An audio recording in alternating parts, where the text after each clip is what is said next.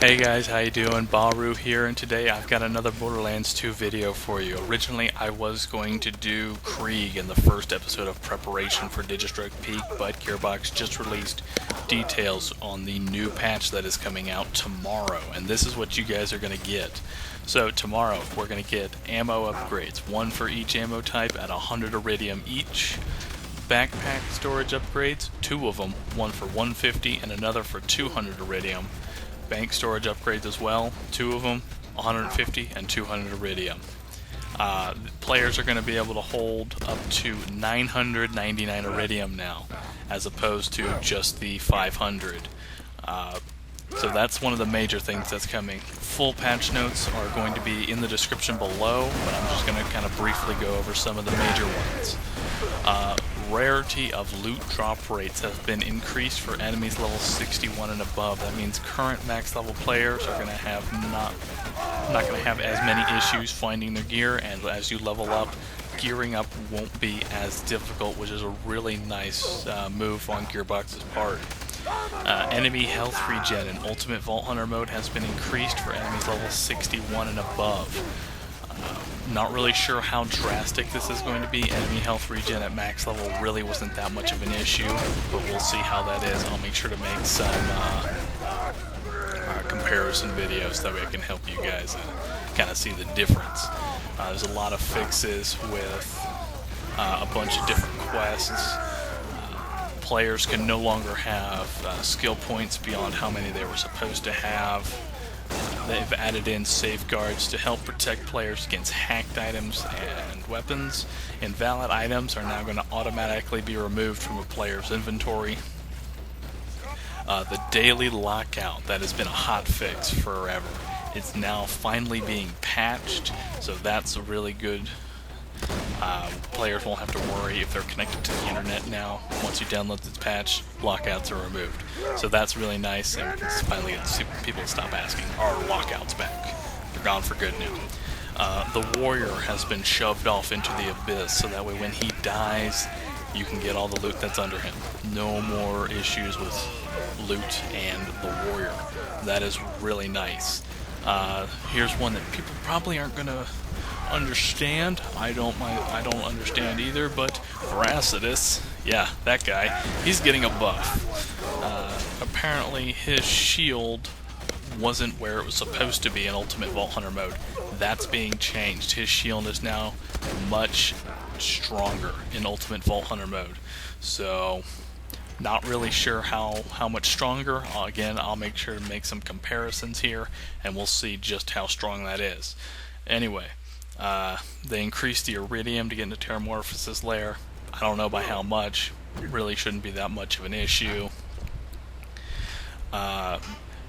Addressed an exploit where people could dupe items through the trade menu. People probably aren't going to like that.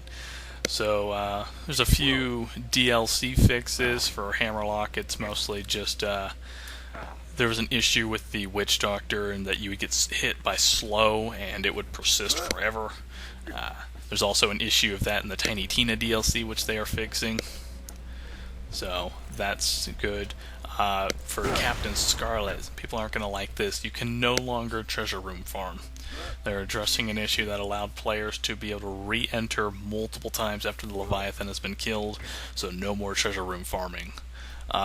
There's a lot of missions that have been fixed for players that end up getting stuck on them and they can't progress. Like I said, in the descriptions, full patch notes, so be sure to look at those. Equipment. There's a few changes here. Blood of Terramorphos will actually no longer be capped at 50, which is really nice, because that, I mean, while it wasn't that great of a relic, it's nice to be able to see it go above level 50. Breath of Seraphs, same thing. It's now going to be able to go up past level 50, which is really nice. It's been kind of been waiting for that fix for a while now.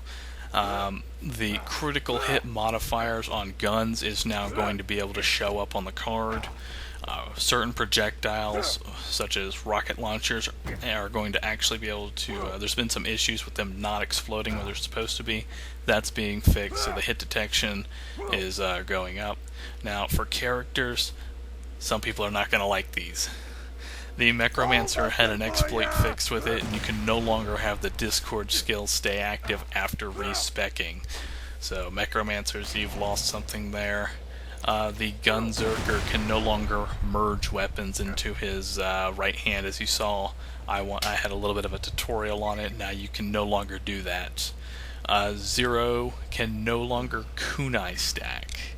Yeah, that's right. It's now probably only going to be 20% as the intended amount. You're not going to be able to get 80% from throwing kunai, and you're not going to be able to bring in 4 ninjas and stack kunai a bunch of times.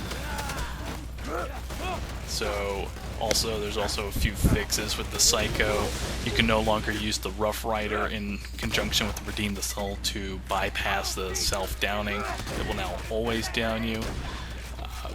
Krieg players will like this. All challenges that Krieg is unable to do due to his weight, such as jumping on top of the Happy Pig Motel, have been removed from Krieg. So players who want to 100% the game as Krieg will now be able to do that. So that's really nice. They didn't really have to throw that in, but it's really good that they did. And there's a few other things that have been fixed, such as Hellfire Heliatosis is no longer going to have you continuously vomit up orange juice. But yeah, that's most of the major changes. There's a lot of other smaller tweaks, such as audio and quests being able to progress, but that's the major stuff.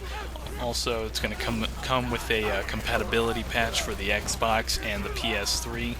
So yeah, that's the patch that's coming out tomorrow, guys. Hope you guys enjoy, and if there's any new information, I'll be sure to bring it to you. You guys take care.